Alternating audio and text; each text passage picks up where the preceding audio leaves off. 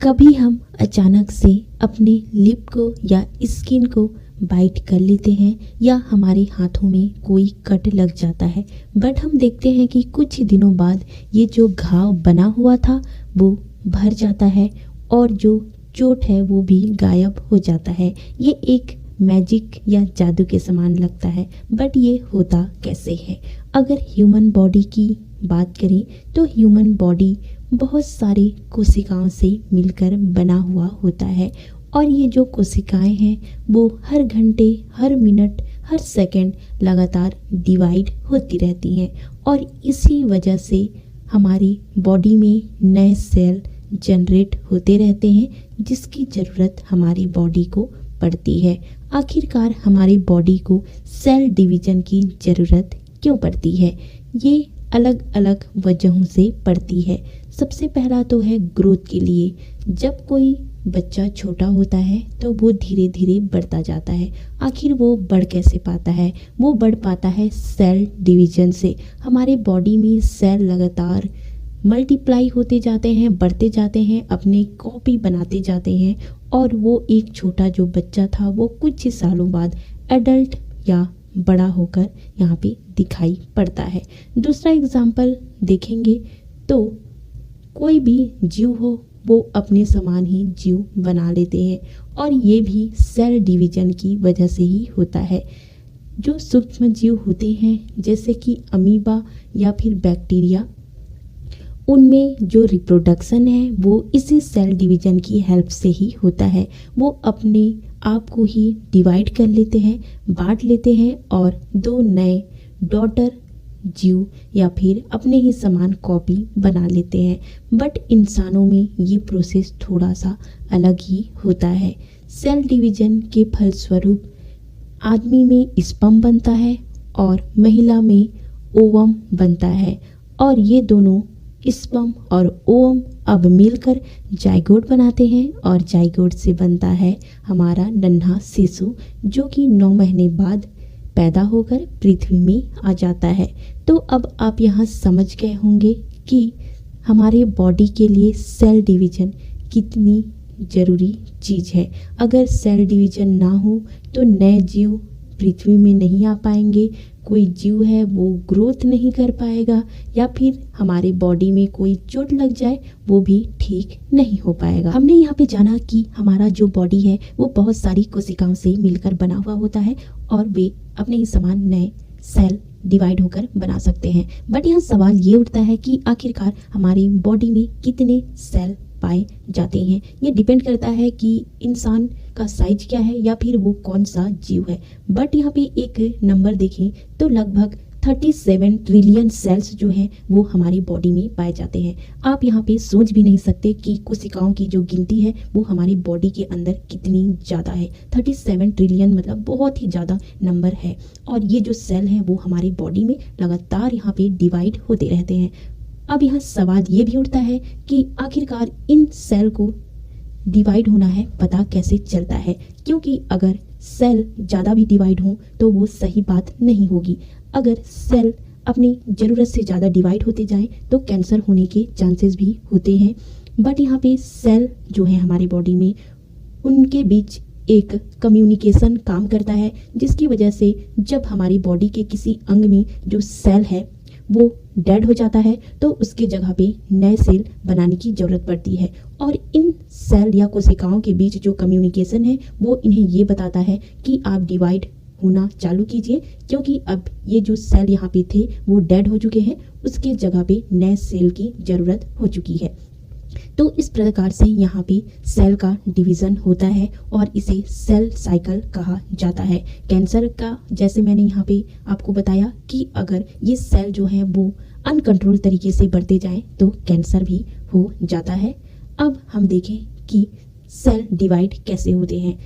यहाँ पे कोई एक सेल है वो अपने आप को डिवाइड करेगा और 2 बराबर भागों में बढ़ जाएगा या फिर अपने आप को डिवाइड करेगा और 4 बराबर भागों में बढ़ जाएगा और इस आधार पे सेल डिवीजन को 2 भागों में बांटा गया है। पहला है माइटोसिस और दूसरा है मियोसिस। इसकी बात सबसे पहले करते हैं जिसमें हम एग्जाम्पल लेंगे ह्यूमन सेल का।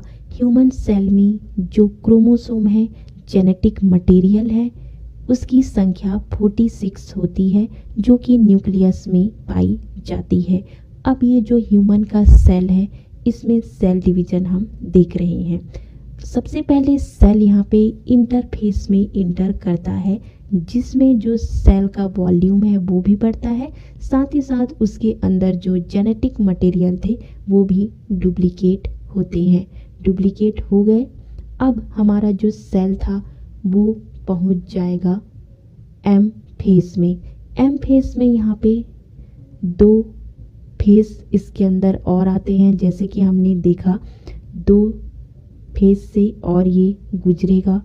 सबसे पहला तो है जिसे कहा जाता है यहाँ पे कैरियोकाइनेसिस, जिसमें कि न्यूक्लियस 2 भागों में बट जाएगा, और उसके बाद होता है साइटोकाइनेसिस। न्यूक्लियस के बढ़ते ही साइटोप्लाज्म जो है सेल का वो भी 2 भागों में बढ़ जाएगा, और यहाँ पे 2 नए डॉटर सेल बन जाएंगे। यहाँ पे जो 2 नए डॉटर सेल बनेंगे वो हूबहू अपने जो सेल थे जिससे वो बने हुए हैं उसी के समान ही होते हैं, क्योंकि उनमें जो जेनेटिक मटेरियल है वो भी सेम ही होता है। जैसे इंसानों में 46 था एक सेल में, इसमें यहाँ पे माइटोसिस हुआ। माइटोसिस में जो जेनेटिक मटेरियल था 46 से 92 हो गया था। अब जो 92 था वो इन दोनों सेल में 46 पहुंच गया, तो यहाँ पे सेम ही हो जाते हैं। और इस प्रकार का जो सेल डिवीज़न है वो हमारे बॉडी में पाया जाता है। जब भी ह्यूमन बॉडी में ग्रोथ हो, हमारे बॉडी में कहीं कट लग जाए, तब यहाँ पे माइटोसिस की जो प्रोसेस है सेल डिवीज़न की वो होती है। क्योंकि अब हम देखेंगे यहाँ पे सेल डिवीज़न का दूसरा भाग जिसे कहा जाता है मियोसिस। ये भी हम ह्यूमन जो है उसके सेल में देखेंगे। मियोसिस के फलस्वरूप ही स्पर्म, जो कि मेल का यहाँ पे सेल होता है रिप्रोडक्शन के लिए ज़रूरी, वो सेल बनता है, और ओवम जो कि फीमेल का यहाँ पे फीमेल के द्वारा बनाया जाने वाला रिप्रोडक्टिव सेल है वो बनता है मियोसिस के फलस्वरूप। यहाँ पे अगर स्टार्टिंग देखें तो ये बिल्कुल ही सेम जो हमारा माइटोसिस था उसी के समान कुछ फेजेस से गुजरेगा। सबसे पहले इंटरफेस है, जिसमें कि जो सेल है वो अपना वॉल्यूम बढ़ाएगा और जेनेटिक मटेरियल भी इसमें यहाँ पे बढ़ने लगेंगे। 46 थे वो 92 हो जाएंगे। अब एम फेज के दौरान कैरियोकाइनेसिस जो है उसमें न्यूक्लियस 2 बराबर भागों में बटेगा। न्यूक्लियस के बढ़ते ही साइटोकाइनेसिस जो है उसमें साइटोप्लाज्म भी अब न्यूक्लियस को घेरते हुए 2 बराबर भागों में बढ़ जाएगा, जिससे कि 2 नए सेल बनेंगे। अब यहाँ पे जो 2 नए सेल बने उनमें जो न्यूक्लियस था वो पहुंच चुका है 46। अब इन सेल में फिर से डिवीज़न होगा और 2 जो सेल बने हैं उससे और 2 सेल बनेंगे, टोटल 4 सेल बन जाएंगे। और जो जेनेटिक मटेरियल था वो 23 ऐसे चारों सेल में बढ़ जाएंगे। यहाँ पे हमने माइटोसिस में देखा था कि जो जेनेटिक मटेरियल है वो सेम टू सेम पेरेंट्स के समान ही इसमें होते हैं, बट मियोसिस में ऐसा नहीं होता। जेनेटिक मटेरियल जो है वो हूबहू यहाँ पे पेरेंट सेल के समान नहीं होंगे, क्योंकि मियोसिस में पेरेंट सेल में 46 थे, बट डॉटर सेल में कितने पहुँच पाए?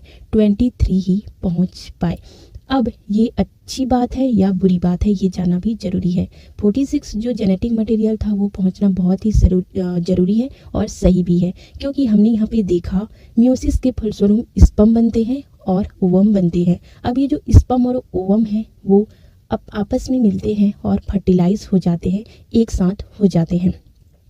तो आगे चल के जो हमारी फीटस बनेगा, फीटस से जो बेबी बनेगा उसमें 46 क्रोमोसोम का होना जरूरी है। मान लीजिए मियोसिस के फलस्वरूप जो स्पर्म और ओवम बने थे उसमें 46 जो जेनेटिक मटेरियल होता तो क्या होता? तब बच्चे में कितना कितना पहुंचता है यहाँ पे जो क्रोमोसोम है वो पहुंचता 92, स्पर्म का 46 और ओवम का 46। तो ये सही नहीं है क्योंकि हम जानते हैं कि ह्यूमन में केवल 46 ही होना जरूरी है। इसीलिए स्पर्म में 23 होगा, ओवम में 23 होगा, आपस में मिलके ये 46 बना लेंगे और नया जो बच्चा है वो पृथ्वी में आ जाएगा, जिसमें क्रोमोसोम की संख्या 46 होगी और इतनी भी होनी चाहिए। तो इस प्रकार से मियोसिस जो है वो थोड़ा सा माइटोसिस से अलग ही होता है और ये बहुत ही ज़रूरी है। दोस्तों, आज का वीडियो इतना ही।